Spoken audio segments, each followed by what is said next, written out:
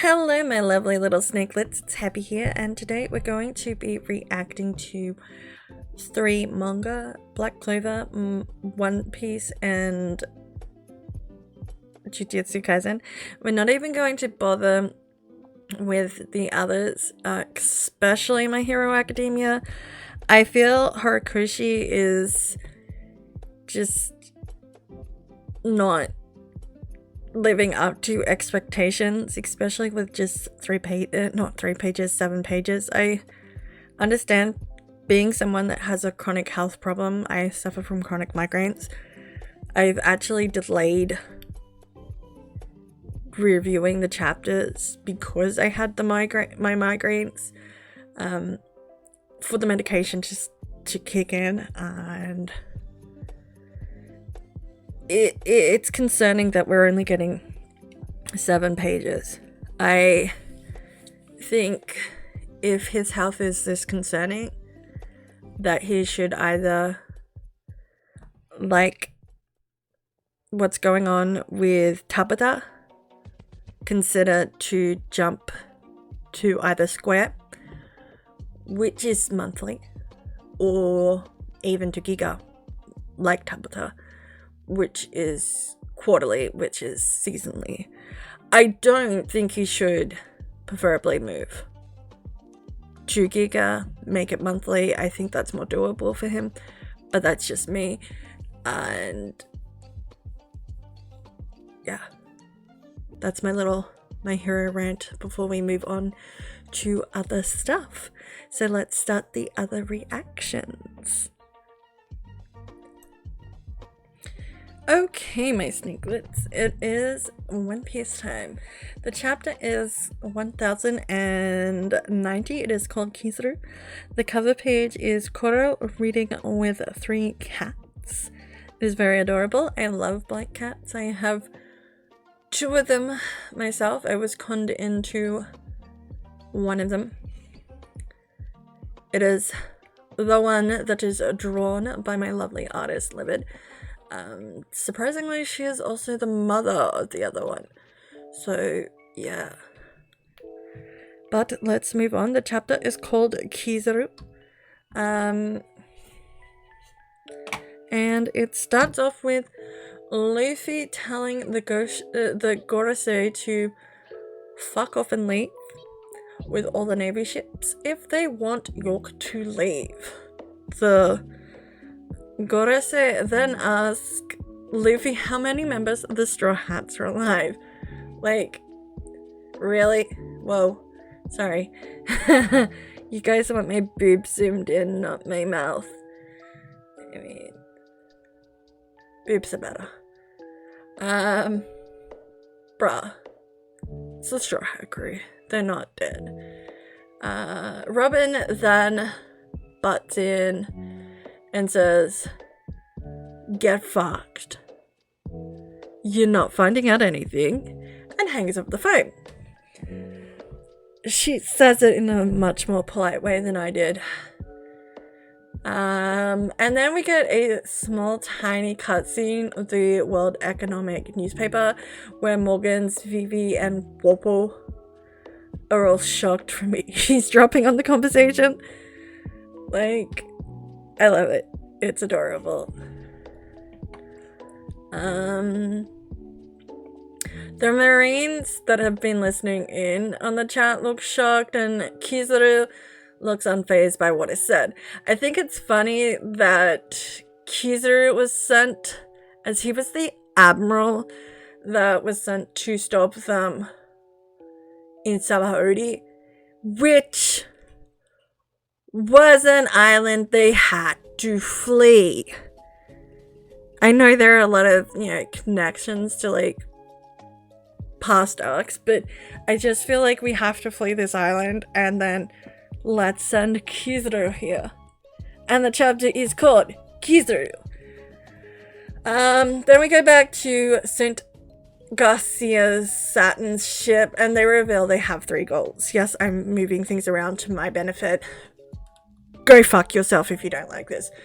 One is to get York back so they can have access to punk records and all the information that Vegapunk has. 2 is to get the power station for Mother Flame. And 3, if necessary, sacrifice all the fodder. This includes CP0. Doberman asks, like I just said, what do they want to do about Lucci and the fodder? Like I just said, the CP is the agents are fodder. Garcia looks at him with discontent and tells him in no uncertain terms that those pathetic excuses for human sacks of meat have no value to him. We then move to the laboratory.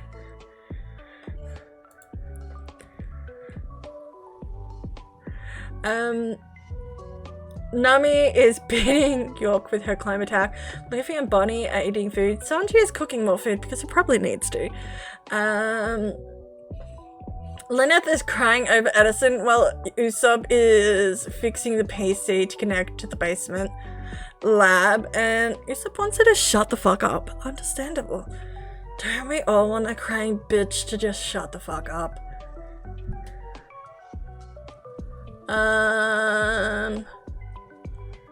Lucci is mumbling to someone, maybe, or something, maybe Hattori, because the bird's sitting on his shoulder. Kaku asks what the fuck you're doing. I love me. I love my notes. You gotta love my notes. York, being the bitch that she actually is making threats that everyone will end up like the people of Ohara. Like, what the fuck? If you did not hate her, you hate her now. Right? You don't disrespect Robin. Where were we? In the basement, we see the CP agents partying it up, with the Seraphim being locked up in bubbles. We then get an explanation that the bubbles are balls made out of sea energy, which is awesome. And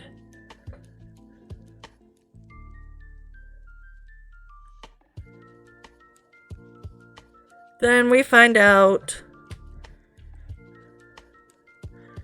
that S-Snake has obviously unpetrified everyone and is acting similar to how Boa would act, which I'm not really surprised about. I feel like somehow this is a genetic predisposed factor to her, in the sense that your genes hold the basic instructions for your body how to function and grow. Luffy is the environmental factor that led to S-Snake acting in the same way it was unlocked in Boa, essentially. It was already genetically encoded into her, and Luffy basically needed to be there for this way of acting, if that makes sense, in my logic, to come out in S-Snake.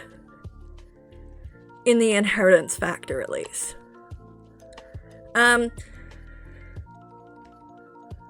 Because, like, I'm just babbling on. Luffy was the first person Boa actually trusted, and that's going to stick to somehow, genetically speaking, in this world, so yeah, who knows. Vegapunk says even S-Snake wasn't programmed to act this way, meaning the Boa's life experiences affected how the Seraphim performs. We also don't know when the DNA was taken, but I would like to assume it was just before Marineford. They got samples just after the battle started. Okay. We get a small flashback of Luffy asking S Snake to unpetrify everyone, as she's the only one to do it, and like I just said, she starts acting like Boa. Vegapunk is so intrigued by this new discovery about S Snake, he writes it down in his notebook. Jinbei comments about how she's acting like the original Hancock.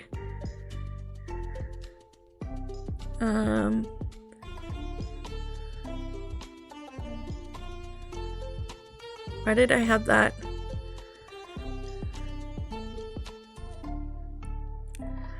Even the actual Hancock, a real nasty piece of work, can't turn down a request from Luffy. How funny that her Seraphim is the same way. Yes, Jinbei, how funny.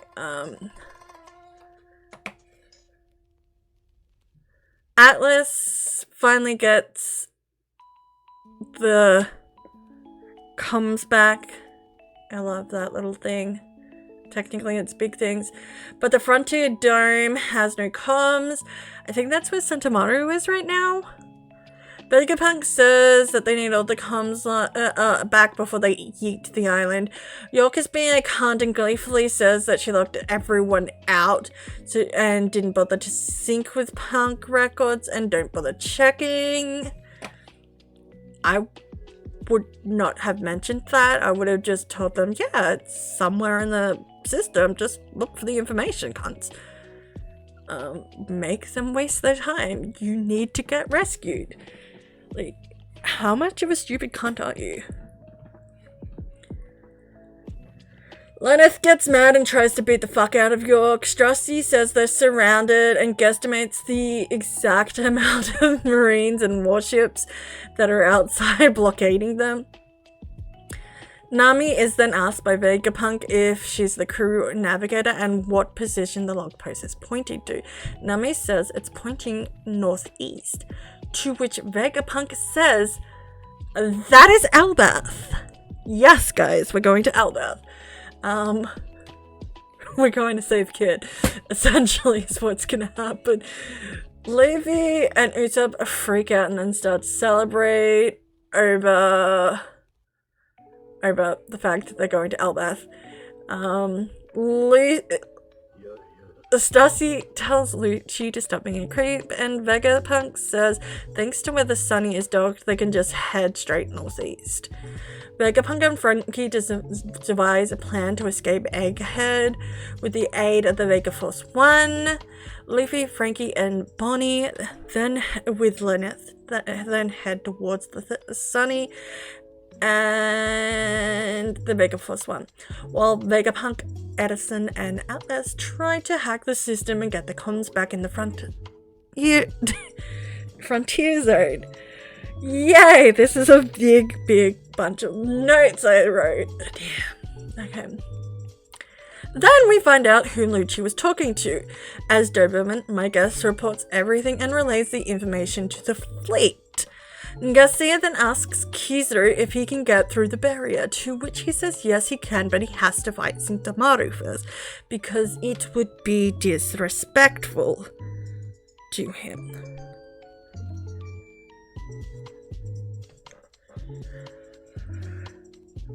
Sentamaru tells the pacifistas to get ready for battle, and then essentially, I know I'm skipping a lot of bullshit in my opinion. We have, seriously, I would have camped the translation. We have the zooming in of Kizaru coming in, and it starts the Sentamaru versus Kizaru battle. We cut back to Luffy and Co running to the Sunny, and Luffy senses Kizaru.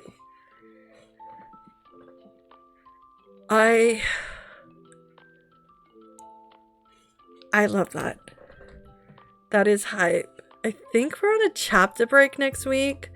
I'm not entirely sure because I feel like it's an odor break. Yes, we are on a chapter break. Oh, excuse me. Yes, so we've got a chapter break next week. It is 14 days until the next chapter comes out. Remember to like, comment, subscribe. That's a good way to fuck with us. Give us that. Yes, remember to like, comment, subscribe. If you want to keep up to date for all the news, please do join the Discord. And if you want to support me, please buy me a coffee. Bye.